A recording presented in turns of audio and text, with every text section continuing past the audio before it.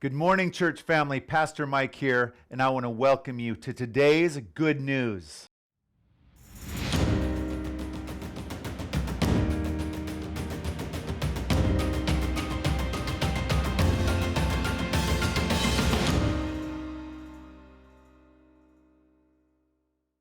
Well, today we're continuing with our series through Proverbs. I'm calling it Proverbs Greatest Hits.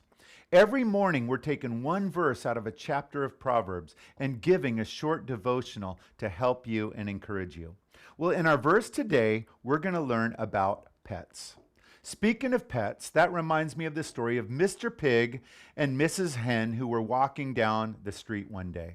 As they were walking down the street, these friends saw a church sign that said, "Charity breakfast, donate now to the orphans of the community." Well, the pig said, "What a great idea. Let's give a donation." Mrs. Chicken said, "Yeah, that's a great idea too. Why don't we give them ham and eggs?" Mr. Pig said, "Not so fast. For you, that's a contribution. But for me, that's total commitment." Well, today we're going to learn about pets. If you have a Bible handy, our verse is Proverbs 12:10. Let me read it to you. The Bible says, "A righteous man regards the life of his animals, but the tender mercies of the wicked are cruel."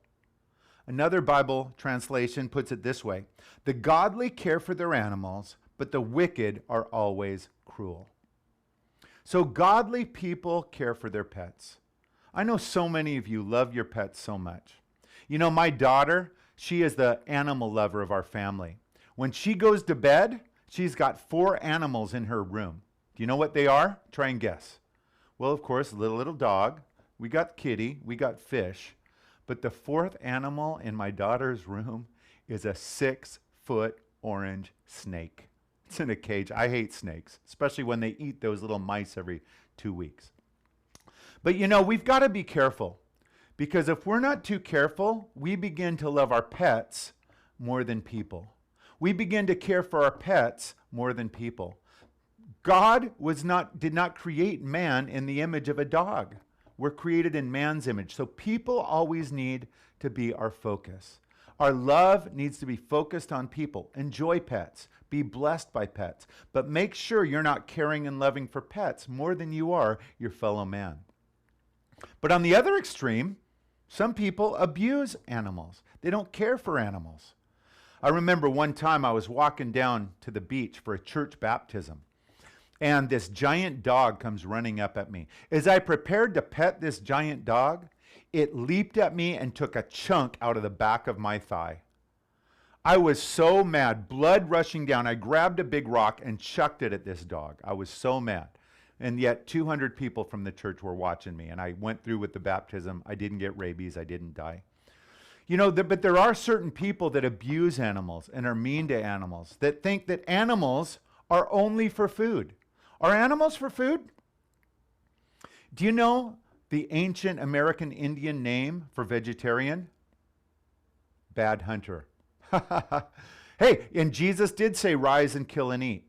So animals are to be for food, but we are never to be cruel to any animals. The balance of the Bible is so beautiful. It says, care for your pets. Care for those animals that God has allowed you. And animals are such great friends. Care for them and enjoy them.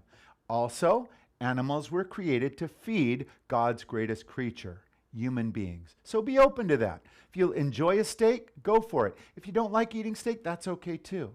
But the balance of the scriptures is beautiful. We care for our pets, and God also provides animals for our food to help us survive. And that's today's good news.